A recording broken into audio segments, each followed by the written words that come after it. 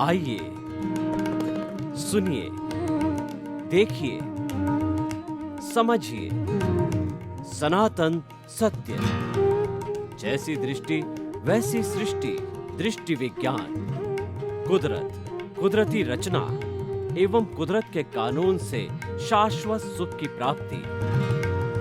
जोधपुर के परम पूज्य महात्मा उपासक प्रोफेसर डॉक्टर सोहन राज तातेड़ के निर्देशन में सनातन सत्य।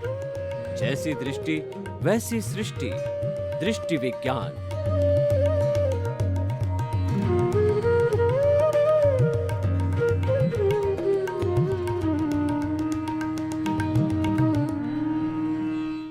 भाई और बहनों, मातृशक्ति को नमन। आज का विषय है कि जैन दर्शन संपूर्ण पर्यावरण हितैषी। Jain philosophy is 100% eco friendly. ये क्यों कहा गया है कि जैन दर्शन के अंदर अहिंसा की सूक्ष्मतम व्याख्या की गई, उसका पालन किया गया और उसको केंद्र के अंदर रखा गया है। और अहिंसा के लिए कहा गया है, अहिंसा सब भूय खेमं करी। अहिंसा प्राणी मात्र का हित करने वाली है। और इस दुनिया में जितने भी धार्मिक ग्रंथ है वो सब अहिंसा माँ की कोख से जन्मे हैं। अगर धर्म में से अहिंसा को निकाल दिया जाए तो वो धर्म शून्य बन जाएगा, धर्म नहीं वो अधर्म हो जाएगा। यानी अहिंसा जो है धर्म की जड़ है। तो इसी कारण से ये हमारे भारत के धर्म हैं वह इतने ज़्यादा जो है प्रचलित हो रहे हैं। इन धर्मों में से एक धर्म है जैन दर्शन। जैन दर्शन ने जो है संपूर्ण पर्यावरण क्यों कहा गया है, मैं इस बात को प्रूव करने के लिए आपको जैन दर्शन का षट जीव निकाय के बारे में बताना चाहता हूँ। जैन दर्शन ने जितने भी जीवित प्राणी हैं, छोटे बड़े मनुष्य और डायनासोर्स तक देख लो, आप हाथी देख लो, उन सब को जो है वो षट जीव निकाय 6 भागों में बांटा है। सबसे पहला भाग है पृथ्वी काय, यानी जिसका शरीर पृथ्वी है, वो समस्त जीव जिसका शरीर पृथ्वी है उसको हम पृथ्वी काय कहते हैं। एक रेत की डली के अंदर असंख्य निगोद के जीव होते हैं, तो पृथ्वी अपने आप में एक जीव है। तो पृथ्वी अपने आप में जीवों का पिंड है। तो उस पृथ्वी के ऊपर की जो है मिट्टी को हटा करके और जब उसको खोदा जाता है, गैंती से फावड़े से तोड़ा जाता है, तो जब वो टूट जाता है तब वो निगोद के असंख्य जीव मर जाते हैं। वह पृथ्वी काय की हिंसा कहलाती है। इसीलिए पृथ्वी को हम जितना गहरा खोदते हैं ये सब पृथ्वी का दोहन है और ये सारा हिंसा का कार्य है। अब पृथ्वी काय वास्तव में जीव है या नहीं, इसका पता लगाने के लिए हमारे वैज्ञानिकों ने कुछ प्रयोग किए। तो उन्होंने क्या पाया कि जो मुलायम मिट्टी थी उसके अलग अलग जो है 5-7 गड्ढे खोदे और सब में मीटर लगाया। तो उन मीटर को लगा करके जब रीडिंग ली तो मालूम पड़ा कि सप्ताह और 15 दिन के बाद के अंदर वो पृथ्वी के जो घाव कर दिया था, पृथ्वी के जो खड्डा कर दिया था, वो खड्डा भरने लग गया। कैसे भरने लग गया कि हमारे शरीर के अंदर कोई घाव हो जाता है, उसके ऊपर हम जो है बेनेडीन या अलग कोई मलम लगाते हैं तो धीरे धीरे वो घाव भरता जाता है। वो जो है एंटीसेप्टिक होकर के वो जो घाव भरते भरते चमड़ी आती है और वो बिल्कुल फिर नई चमड़ी आ जाती है। ठीक उसी तरह से जो है ये सिद्ध हुआ कि पृथ्वी भी एक अपने आप में जीवों का पिंड है। और हमारे जो वैज्ञानिक लोग ये मानते हैं कि जो पृथ्वी काय का विशाल जो हिमालय है, वो हिमालय प्रतिवर्ष 5-10 सेंटीमीटर जो अलग अलग जगह पर जो है वो बढ़ता है, यानी ग्रोथ करता है। ग्रोथ का होना अपने आप में एक प्रूफ है कि ये जीवित प्राणी है। जो निर्जीव होगा वो कभी भी ग्रोथ नहीं करेगा। तो बाकी तो फीलिंग्स होना वगैरह ये तो बहुत अलग बातें हैं, क्योंकि केवल उनकी चमड़ी होती है, ये हमारे वैज्ञानिकों ने सिद्ध कर दिया। इसीलिए हम कह सकते हैं कि पृथ्वी काय जो है ये अपने आप में बहुत से निगोद के जीवों का पिंड है, और उसको तोड़ा जाता है तब वो टूटने पर वो सारे निगोद के जीव वो समाप्त हो जाते हैं। इसीलिए जैन दर्शन के जो साधु होते हैं, जिन्होंने हिंसा करनी नहीं, करवानी नहीं, अनुमोदनी नहीं, मन से नहीं, वचन से नहीं, काया से नहीं, 9 कोटिक त्याग करके वो संपूर्ण पर्यावरण हितैषी हो जाते हैं, वो संपूर्ण अहिंसक बन जाते हैं। 100% वो मिट्टी कभी नहीं खोदते, उसमें उनको पाप लगता है। तो इसीलिए जो है एक जो है, और ये सिद्धांत है मेरे ख्याल से विश्व के किसी भी धर्म दर्शन के ने जैन दर्शन को छोड़ करके पृथ्वी को काय रूप मान करके असंख्य जो है जीवों का पिंड नहीं माना है। तो ये अहिंसा की बहुत सूक्ष्मतम व्याख्या है। और जैन दर्शन को जो है पर्यावरण का संपूर्ण हितैषी आज से नहीं, भगवान ऋषभ की बात करें तो वो कब हुए थे, वो समय की गणना करना भी बहुत असंख्य टाइम पहले हुए थे। तो वो जो है वो तीसरे आर्य के एंड में हुए थे, बहुत लंबा समय जो है असंख्य अनंत समय निकल गया है, उस वक्त हुए थे। तभी से जो है ये मान्यता है। तो जैन धर्म सनातन धर्म है और ये पर्यावरण का संपूर्ण हितैषी है। वह एक जीव पृथ्वी काय से मालूम हुआ। हम आगे बढ़ते हैं। अपकाय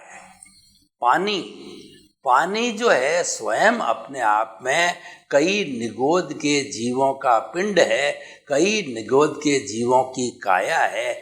ऐसा मानते हैं हमारे वैज्ञानिक लोग कि पानी की एक बूंद के अंदर जो है 3400 निगोद के जीव यानी आत्माएं निवास करती है। जब हम कच्चा पानी, यानी कच्चा पानी का अर्थ होता है कुएं का पानी, झरने का पानी, समुंदर का पानी, नहर का पानी, और जहाँ जहाँ से हमारा सोर्स है पानी आने का, वो सीधा लिया जाता है, वो कच्चा पानी होता है। और जब उसको विरोधी शस्त्र, जैसे कि पृथ्वी काय को हमने गैंती से फोड़ा तो गैंती उसका विरोधी जो है वो शस्त्र बन गया। तो इस पानी के ऊपर हमने पानी में चूना डाल दिया, राख डाल दी, या उसको गर्म कर दिया, किसी भी तरीके से विरोधी शस्त्र उस पानी के साथ उपयोग किए गए तो वो सारा संपूर्ण पानी के जीवों का जो पिंड है उसमें वो जीव मर जाते हैं, और वह पानी जो है निर्जीव बन जाता है।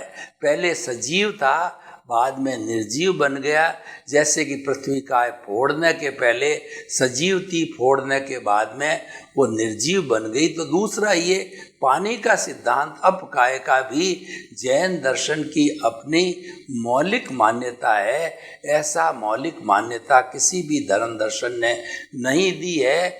और पृथ्वी और जल ये दोनों घटक है हमारे इस ब्रह्मांड के, पृथ्वी, जल, अग्नि, वायु और आकाश। धीरे धीरे हम आगे बढ़ कर के देखेंगे कि ये पांचों घटक जो है ये जो अपने आप में सजीव है, जीव सहित है। तो अभी हमने पृथ्वी काय, अपकाय, अब तेजस काय की बात करें तो जैसे कि कोयले की खान है, उसके भीतर हम गहरे जाते हैं। कोयला जब खान में खोदा जाता तो भीतर जाना होता है, तो भीतर जाकर के और उस आग को लगाया जाता है तो ऑक्सीजन पा कर के जो है वह आग बहुत ज़्यादा फैलती। आप ये देखिए, दावा नल जब लगता है, एक छोटी सी चिंगारी उस ऑक्सीजन को पा करके, और वह सारे जो है वह वन को जला देती है। घर में कहीं लग जाती तो पूरे घर को जला देती है। और आग जहाँ भी लागती कितनी भभकती है, कितनी फैलती है ऑक्सीजन पा करके। तो ये उसकी सजीवता है। जो फैलने का जो है, ये वैज्ञानिकों ने तय किया, विज्ञानियों ने प्रूव किया कि ये जो इतनी फास्ट स्पीड से जो फैलती है दावा नल के रूप के अंदर, और कोयले की खानों के अंदर तो चलता ही रहता है, क्योंकि कोयला खुद एक बर्निंग एलिमेंट है। और वहाँ किसी न किसी सोर्स से जब कोई भी आग पकड़ लेती है तो वो जलने लग जाता है। तो जितनी ये फैलाव है वो सारी इसकी सजीवता है, सजीवता को प्रूव करता है। तो इसीलिए पृथ्वी काय, अप काय और तेजस काय, मतलब अग्नि को स्वयं को जो है जीवों का पिंड माना है। इसीलिए जितने भी साधु जो है नौकोटिक त्यागी होते हैं, वो पृथ्वी को, पानी को, अग्नि को कभी भी स्पर्श नहीं करते हैं, क्योंकि इनके स्पर्श करने से उन निगोद के जीवों को कष्ट पहुंचता है और जो है साधु को पाप लगता है। पृथ्वी काय, अप काय, तेजस काय और वायु काय। वायु का यानी जो खुली हमारी ऑक्सीजन है, जिसमें हम ऑक्सीजन प्राण वायु ग्रहण करते हैं, वहाँ वैज्ञानिक लोग बताते हैं कि थैसेक्स नाम के वायरस होते हैं, पूरे जो है जो वायु में सारे फैले हुए होते हैं। तो जब हम बोलते हैं तो हमारी गर्म जो है, जो कहना चाहिए हमारी भाप जो भीतर से निकलती है, उन थैसेक्स नाम के जीवों को मार देती है। तो इसीलिए जो जैन धर्म के साधु होते हैं वो मुख के पट्टी बांधते हैं या मुख के कपड़े के हाथ देते हैं, ताकि कि क्या उनके मुंह से निकलने वाली जो है गर्म हवा, उससे जो है वायु के जीवों का रक्षण हो सके, वो मरे नहीं हैं। और वह खुला मुंह रखने से वो मर जाते हैं और वह हिंसा होती है। तो ये वायु काय को भी जोड़ दिया जाए, पृथ्वी, जल, अग्नि और वायु, ये चारों सब्सटेंसेस है, ये सजीव है। और इसमें विरोधी शस्त्र, जैसा मैंने बताया कि इस हवा में थैसेक्स नाम के जीवों को गर्म उसका विरोधी शस्त्र है, यानी गर्म अपने भाप छोड़ी तो उसमें गर्म भाप से वो जल जाते हैं और वो समाप्त हो जाते हैं। तो पृथ्वी काय, अप काय, तेजस काय, वायु काय और वनस्पति काय की हम बात करें तो सर जगदीश चंद्र बसु ने बहुत सालों पहले ये सिद्ध करके बता दिया था कि जितनी तरह की वनस्पतियां हैं वो सब जीवधारी है, उसमें चेतना होती है, उसमें आत्मा होती है, और उनको उखाड़ा जाता है, फोड़ा जाता है, काटा जाता है तो वो मर जाती है और वह हिंसा का कारण होता है। इसीलिए जो जैन साधु होते हैं, जिसको सचित बोलते हैं, तो वो उसके हाथ तक नहीं लगाते हैं, क्योंकि वो वनस्पति काय के जीवों को कष्ट पहुंचता है, तकलीफ पहुंचता है। न किसी पेड़ की टहनी के हाथ लगाते हैं, न तोड़ते हैं, वो वनस्पति मात्र को टच तक भी नहीं करते हैं। तोड़ना वगैरह तो वो तो अलग बात है, वो हाथ भी नहीं लगाते हैं। तो ये तो ऑलरेडी प्रूव्ड फैक्ट है, इसके बारे में ज़्यादा बात करने की ज़रूरत नहीं है। तो जो जैन धर्म ने जो है वनस्पति को जो है वो जीव, एकेंद्रीय जीव माना है। और एकेंद्रीय का अर्थ होता है एक इंद्रिय, जो स्पर्श इंद्रिय कहलाती। जैसे भिंडी का बीज है तो भिंडी का अगर एक भिंडी के अंदर 100 बीज है तो वो 100 जो है जीवित जो है प्राणी होते हैं, जीवित आत्मा होती है। इनको अलग अलग अगर उगा दिया जाता है तो अलग अलग वो भिंडी का पौधा तैयार हो जाता है और उस पौधे से फिर भिंडी बनने लग जाती है। तो इस तरीके से ये वनस्पति काय का सबसे बड़ा अकाउंट है हमारे जो है जैन दर्शन के अनुसार। सबसे बड़ा अकाउंट वनस्पति काय है। 14 लाख वनस्पति काय का जो खाता है वो बहुत बड़ा है। वनस्पतियाँ अलग अलग कई तरह की होती है, जो हमारे पेड़ है, पौधे हैं और दूसरी औषधियाँ हैं, फल है, फ्रूट्स है, ये सारे वनस्पति में आते हैं। पृथ्वी काय, अप काय, तेजस काय, वायु काय, वनस्पति का त्रश काय। त्रश काय अभी तक जो है जितने भी प्राणी थे वो एकेंद्रीय प्राणी हैं। एकेंद्रीय का मतलब स्पर्श इंद्रिय वाले और जो है उसके कोई दूसरी इंद्रिय नहीं होती। अब हम आगे चलते हैं। तृषकाय के जीवों हिलने डुलने वाले, वो 2 इंद्रिय वाले, 3 इंद्रिय वाले, चतु इंद्रिय वाले, 2 इंद्रिय वाले होते हैं, वो स्पर्श और रसन का मतलब उसके जीभ होती है, लट है, गिंडोला है। तो ये जो है वो अपने इस जो रसन यानी जीभ के द्वारा भोजन लेते हैं और भोजन ग्रहण करते हैं। और 3 इंद्रिय वाले होते हैं, स्पर्शन, रसन और घ्राण, यानी वो सुगंध दुर्गंध भी लेते हैं, तो वो घ्राण वाले कहलाते हैं। और चतुरिंद्रिय और घ्राण वाले कहलाते हैं। जैसे कि घ्राण में चींटी आती है, तो चींटी है, मकोड़ा है वगैरह है, तो चींटी की सुगंध इतनी तीव्र होती है, घ्राण शक्ति, कि वो दूर भी कोई चीज़ खाने की पड़ी है, उसकी सुगंध से वो उसके पास चली जाती है। और एक चींटी जाती है, उसके साथ में हजारों चींटियों का नाला जाता है वो भोजन लेने के लिए। और उस भोजन को लेकर के जो छोटे छोटी चींटियाँ होती है और उसके साथ साथ में बुजुर्ग चींटियाँ होती है, उनको वो ले जा कर के भोजन ग्रहण कराती है, भोजन देती है। तो इस तरीके से ये हमारा जो है 3 इंद्रिय की बात होगी। चतुरिंद्रिय के अंदर भौरा है, तितली है वगैरह, 4 इंद्रिय वाले होते हैं, मच्छर वगैरह, उनके स्पर्शन, रसन, घ्राण और चक्षु, आँख भी होती है, उनको दिखाई देता है, लेकिन कान नहीं होता, वो सुन नहीं पाते हैं। जब हम हाथ का इशारा करते हैं तो उनकी देखने की शक्ति से, आँख के कारण हमको देख करके और वो उड़ जाते हैं, जो मक्खी है, मच्छर है वगैरह इत्यादि, वो उड़ जाते हैं। तो इस तरीके से जो है ये चतुरिंद्रिय होगी। और पंचेंद्रिय के अंदर जो है ये हमारे मछली है और पशु है, पक्षी है, मनुष्य है, वो ये पंचेंद्रिय जीव का, उसमें 5 ही इंद्रियां होती है, स्पर्शन, रसन, घ्राण, चक्षु और श्रोताणी। तो ये 5 तरह की इंद्रिय वाले जो जीव होते हैं, इन सब जीव को किसी प्रकार का कष्ट देना जैन धर्म उसके अंदर हिंसा मानता है। तो इसीलिए हम बड़े आसानी से कह सकते हैं षट जीव निकाय के हिसाब से कि इन सब को तकलीफ पहुंचाना पाप का कारण मानता है जैन दर्शन। तो पर्यावरण की जो खास तौर से हमने बात करी, पृथ्वी, जल, अग्नि, वायु और आकाश, ये 5 भूत है। इनमें से पृथ्वी, जल, अग्नि और वायु, चारों भूतों को जो है वह जैन दर्शन है सजीव मानता है। उसके अंदर जीव की अवधारणा करता है, जीवित प्राणियों की, और इनको निगोद के प्राणी जीवों का समूह कहा जाता है।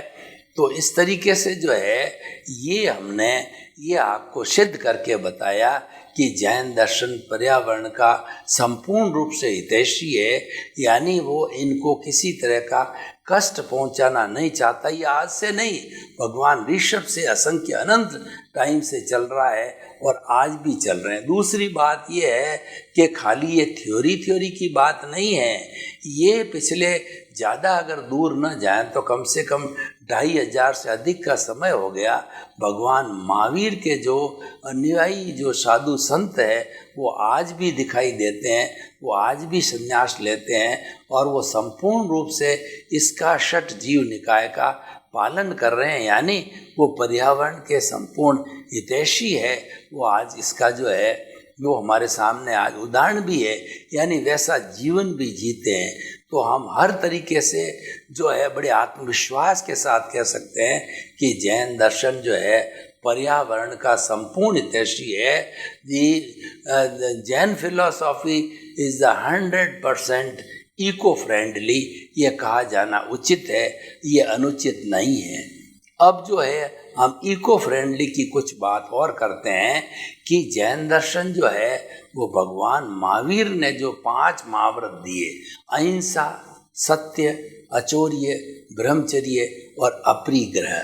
तो पहला जो है अहिंसा की बात हमने डिटेल में षट जीव निकाय से बात कही। सत्य का अर्थ होता है झूठ नहीं बोलना, और अहिंसा सत्य, अचौर्य का मतलब चोरी नहीं करना, और परिग्रह का मतलब आवश्यकता से अधिक संग्रह नहीं करना, और ब्रह्मचर्य का अर्थ होता है कि ब्रह्म के अंदर चर्या करना, अपनी आत्मा अपने अस्तित्व को जानना और ज्ञाता दृष्टा रहना, क्योंकि अपने अस्तित्व ही जानकारी करना ही ये सबसे बड़ा लक्ष्य है और वही लक्ष्य हमको मुक्ति तक ले जाता है।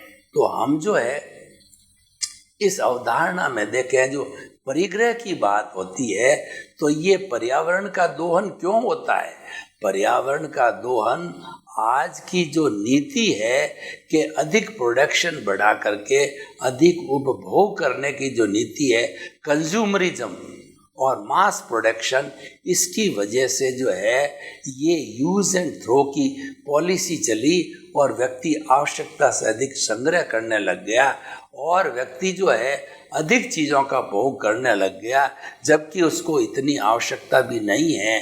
तो हमारा पेट तो 4-5 आइटम से ही भर सकता है, लेकिन उपभोक्तावादी संस्कृति के कारण 50-50, 100-100 आइटम लोग बनाते हैं और वो बना करके खाते हैं। तो ये सारा जो है एक दिखावा है, एक प्रदर्शन है और उसके साथ साथ में ये प्रकृति का हनन भी है, क्योंकि अगर हम खाली दिखावा करेंगे तो जो चीज़, जो आवश्यक चीज़ न अनावश्यक नहीं होने से वो फेंक दी जाती, वेस्टेज हो जाता है, तो बेचारे जिनको आवश्यकता है वो लोग वंचित हो जाते हैं। ये मान के चलिए कि कोई भी व्यक्ति जो है साधनों का दुरुपयोग करेगा, इसका मतलब ये है कि वह कई लोगों की आवश्यकताओं के बीच में भी रोड़ा बन रहा है, उसकी आवश्यकता की पूर्ति नहीं होने देता है, क्योंकि वही खर्च कर देता है। तो आप देखिए कि अगला जो युग आ रहा है, लोग कहते हैं कि तीसरा जो महायुद्ध है वो पानी के लिए लड़ा जाएगा, क्योंकि पानी की आज स्थिति ऐसी है कि पानी सारा पॉल्यूटेड हो गया है और हज़ारों लाखों बच्चे रोज़ के रोज़ पॉल्यूटेड पानी पीने से मरते हैं, क्योंकि हमने जो हर चीज़ को पॉल्यूटेड किया, हमने गहरा खोद करके पृथ्वी माँ का दोहन किया, उसको पेट को चीर लिया। पृथ्वी माँ आज करा रही है और उसकी कोई सुनने वाला नहीं है। और अब का है, यानी पानी को जो है हमने उस पानी में कई तरह के केमिकल्स है, दवाइयाँ वगैरह छोड़ दी, तो वो पानी परकोलेट होकर के जब हमारी स्टोरेज के अंदर भीतर जाता है, यानी कुओं के रूप में जाता है, नदियों तालाबों के रूप में जाता है, तो वो वहाँ पर उसको दूषित कर देता है और दूषित पानी पीने से बहुत सी बीमारियां होती है और मौत भी आ जाती है। तो इसीलिए वो हमारा जो दूसरा है वो ये सारा प्रदूषण की बात हो गई। पृथ्वी का, अब का, इस तरह से तेजस का है, हमने अग्नि का प्रदूषण किया, अग्नि को वेस्टेज करके वस्तुओं को जलाया, हमारी संपत्ति को जलाया और हमने कार्बन डाइऑक्साइड बहुत छोड़ दी। फैक्ट्रियाँ बड़ी बड़ी है, कार्बन डाइऑक्साइड छोड़ दी, तो हमारा आकाश सारा पॉल्यूटेड हो गया। और दिल्ली जैसी कंट्री में तो, दिल्ली जैसे शहर में तो हमने देखा था कि सांस लेना भी दूभर हो गया है, क्योंकि चारों तरफ जो है कार्बन डाइऑक्साइड बुरी तरह से जो है भर चुकी है, हमको प्राणवायु शुद्ध रूप से मिलती नहीं है। तो इस तरीके से जो है ये पर्यावरण का जो है के साथ अन्याय है, ये पर्यावरण को जो है दूषित करने की बात है।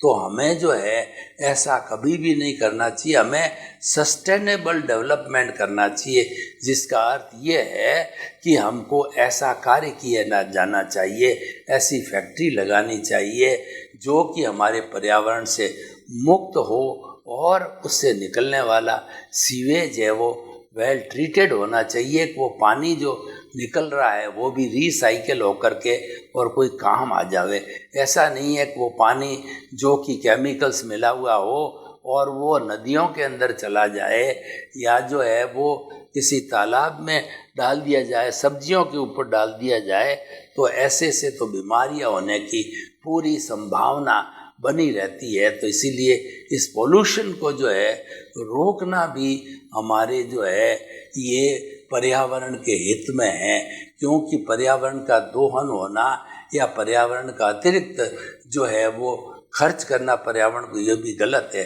मैं आपको बताना चाहता हूँ कि ये पेड़ पौधे हमारे कितने हितैषी है कि पेड़ और पौधे, और ख़ास तौर से बरगद का जो पेड़ है, पीपल का जो पेड़ है, वह जो है 24 आवर्स ऑक्सीजन छोड़ता है और कार्बन डाइऑक्साइड अपने भोजन के रूप में लेता है।